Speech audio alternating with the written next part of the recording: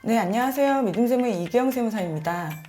오늘은 고용을 증대시킨 기업에 대한 세액공제에 대해 설명을 드릴까 합니다. 얘는 나중에 설명드릴 중소기업 고용 증가 인원에 대한 사회보험료 세액공제와 중복 적용이 가능하고요. 얘랑 사회보험료 세액공제를 합한 값이 또 앞으로 설명드릴 통합고용증대 세액공제 금액보다 크면 얘네 둘을 적용할 수 있고요. 만약에 작으면 통합고용 세액공제를 적용할 수 있는 이런 선택사항이 가능하게 됩니다. 그럼 지금부터 고용증대 세액공제에 대해서 세세하게 설명드리겠습니다. 네, 첫 번째 적용대상 법인입니다. 네, 내국법인이어야 되고요. 해당 업종을 경영 시에는 상시 근로자 수를 증가시킨 경우에 세액공제 대상이 됩니다. 뭐 당연한 얘기죠. 네, 여기서 근데 업종 중에 제외되는 업종이 있습니다. 호텔업 안 되고요. 여관업, 주점업 안 됩니다. 그리고 기타 유흥과 오락에 관련된 서비스업도 해당이 되지 않습니다. 두 번째, 세액공제액입니다. 네, 이거는 중소기업만 중심으로 설명을 드릴게요. 첫 번째, 청년, 그리고 60세 이상 근로자, 그리고 장애인 근로자인 경우에는 수도권 내는 인당 1,100만 원,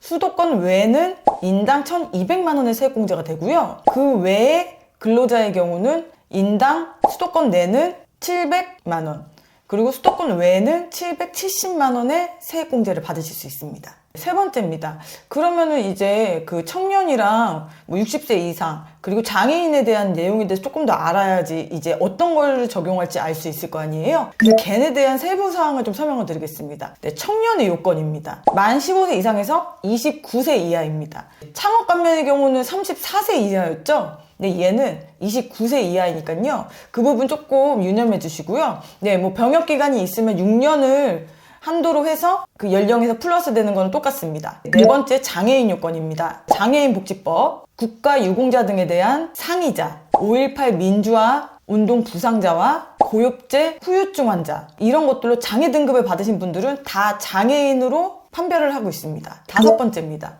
60세 이상 요건입니다. 네, 얘는 조금 주의를 하셔야 될 것 같아요. 왜냐하면 이 60세 기준이요, 근로계약 체결일 현재 만 60세가 되어야 됩니다. 근로계약일 현재는 60세가 안 됐는데 지금 근로하는 동안에 60세가 된 분은 60세 이상 근로자로 들어가시면 안 되고요. 그냥 그 외에 근로자로 들어가셔가지고 뭐 700만 원이나 770만 원의 세액공제 대상이 되는 겁니다. 네, 여섯 번째입니다. 인원수 계산입니다. 이제 인원수를 어떻게 계산해야 될지 알아야지 인당 뭐 얼마씩을 넣을 거 아니에요.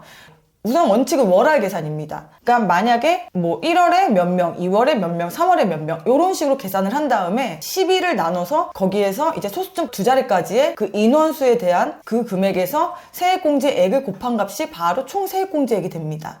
그리고 만약에 단시간 근로자인 경우에는요, 0.5명으로 처리를 합니다. 여기서 말하는 단시간 근로자는요, 1개월 동안 60시간 이상 근무하는 단시간 근로자를 말합니다. 근데 다음에 해당하면요, 단시간 근로자를 0.75명으로 계산을 하게 되어 있습니다. 어떤 거냐면요, 네, 첫 번째로 해당 사업연도의 단시간 근로자를 제외한 상시 근로자 수가 직전 사업연도의 상시 근로자 수보다 감소하지 않으면은 0.75명을 인정해줍니다. 또 두 번째, 기간이 정함이 없어야 됩니다. 이 단시간 근로자에 대해서. 네, 세 번째입니다. 이 상시 근로자랑 시간당 임금이라든가 복리후생에 대한 뭐 여러 가지 처우에 차별이 없어야 돼요. 그리고 마지막 네 번째로 중소기업의 경우에는요, 시간당 임금이 최저임금액의 120% 이상을 지급을 해야 합니다. 그러면 0.5명이 아닌 0.75명으로 계산을 할 수 있게 해줍니다. 일곱 번째, 사후관리입니다. 공제받은 사업연도부터 2년이 되는 날이 속하는 사업연도까지는 전체 상시 근로자 수가 최초 공제를 받은 사업연도의 상시 근로자 수보다 감소를 하면 안 됩니다. 감소가 되면 추징이 됩니다. 그리고 청년 등의 상시 근로자 수가 감소를 한 경우에는요, 감소한 청년에 대한 수만큼에서 증가한 상시 인원수 등을 종합해서 해당 금액의 추징세액을 계산합니다.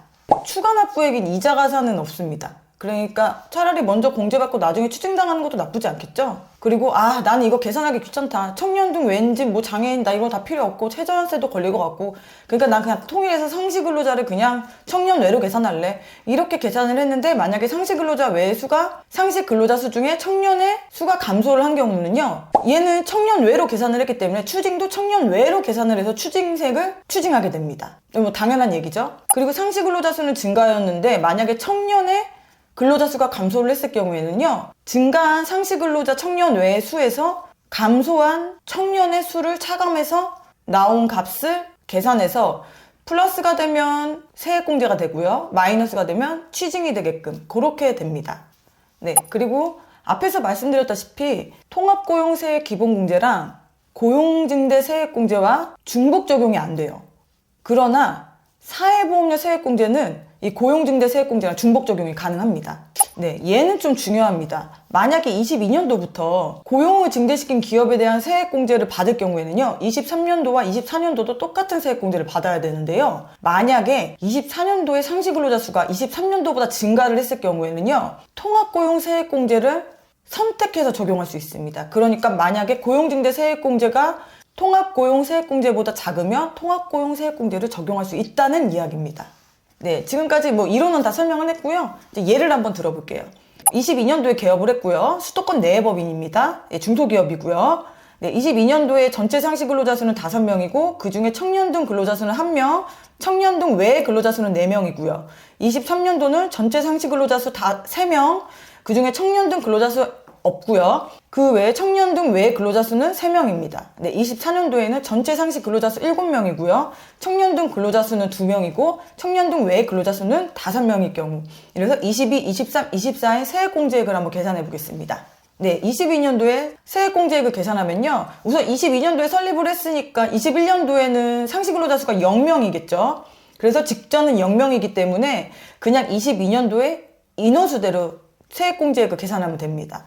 그러니까 우선 청년 등은 1명이니까 1명 곱하기 1100만 원에 네, 청년 등 외 근로자 수 4명이니까 4 곱하기 700만 원 해서 3900만 원의 세액공제를 받으실 수 있습니다. 네, 여기서는 최저한세는 고려하지 않겠습니다. 네, 그리고 23년도엔 청년 등도 감소를 했고요. 상시 근로자 수도 감소를 했습니다. 추징세액을 계산해야겠죠?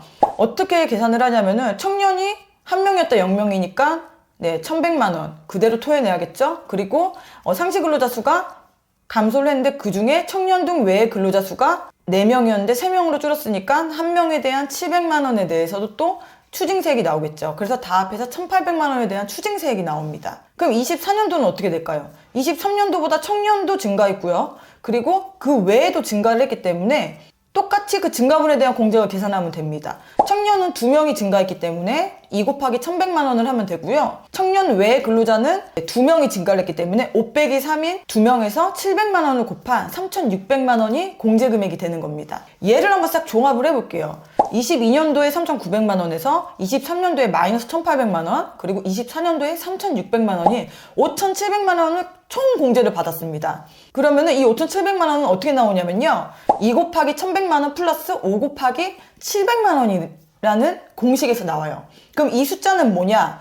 즉 24년도를 개업으로 간주했을 때 나온 금액이 바로 이 3년치 금액이랑 일치한다고 생각을 하시면 됩니다. 그래서 이런 식으로 검산을 하시는 것도 꽤 많은 도움이 될 것 같습니다. 네, 마지막입니다. 네, 최저한세 적용되고요. 당연히 세액공제니까 2월 공제 되겠죠? 그리고 농어촌 특별세 과세 대상입니다. 그리고 다른 세액 감면 공제 모두 중복 적용 가능한데요. 단 2가지가 안 돼요. 앞서서 말씀드린 통합고용 세액공제랑요. 그리고 창업 중소기업 세액공제 중에서 상시근로자 증가분에 대한 추가 세액 감면 이 2가지는 중복이 안 되니까 꼭 유념해 주십시오. 네, 다음 시간에도 고용증대와 관련된 세액공제로 찾아뵙도록 하겠습니다. 지금까지 믿음세무 이기영 세무사였습니다. 감사합니다.